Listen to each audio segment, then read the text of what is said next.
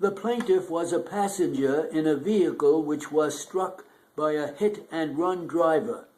The host vehicle was insured by government employees' insurance company. The plaintiff instituted an action to recover supplementary uninsured motorist benefits against Geico. Pursuant to that claim, Geico paid the plaintiff the sum of $25,000.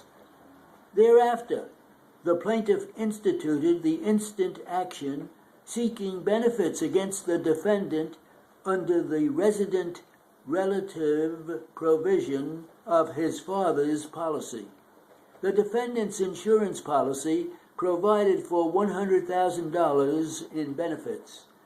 Condition 8 of the coverage of the defendant's policy provides, in a form prescribed by the applicable regulation, if an insured is entitled to uninsured motorists' coverage or supplementary uninsured motorists' coverage under more than one policy, the maximum amount such insured may recover shall not exceed the highest limit of such coverage for any one vehicle under any one policy.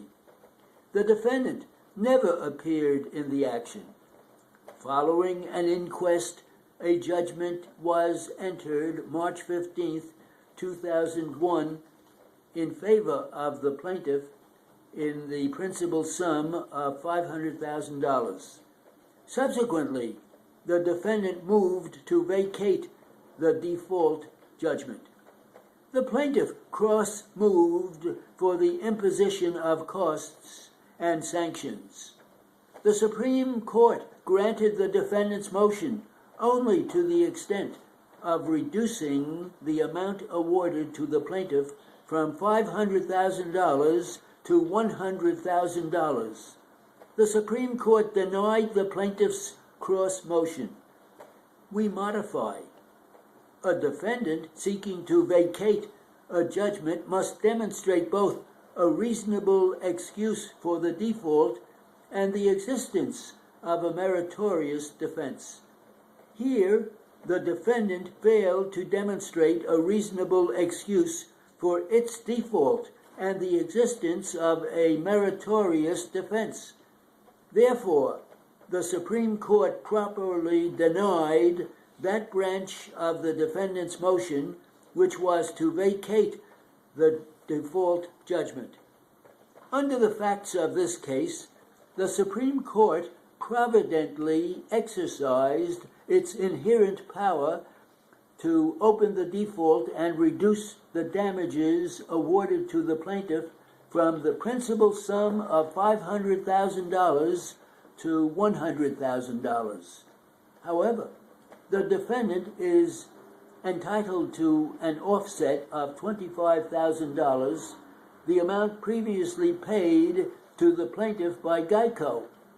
Accordingly, the defendant's obligation under the policy for the plaintiff's benefits claim is $75,000.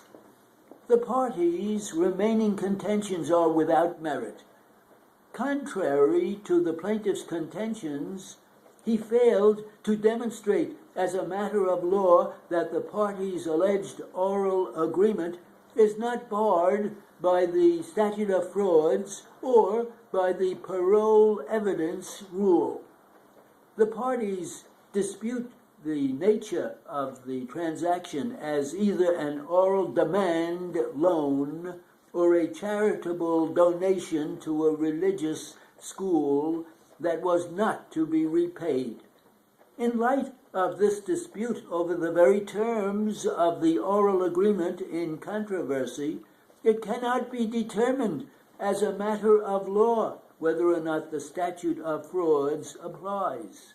Furthermore, an issue of fact exists as to whether General Obligations Law, Section 5-701, may apply to the parties.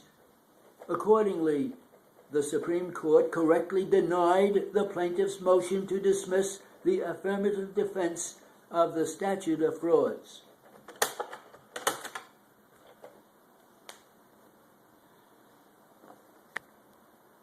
How fast was that? It was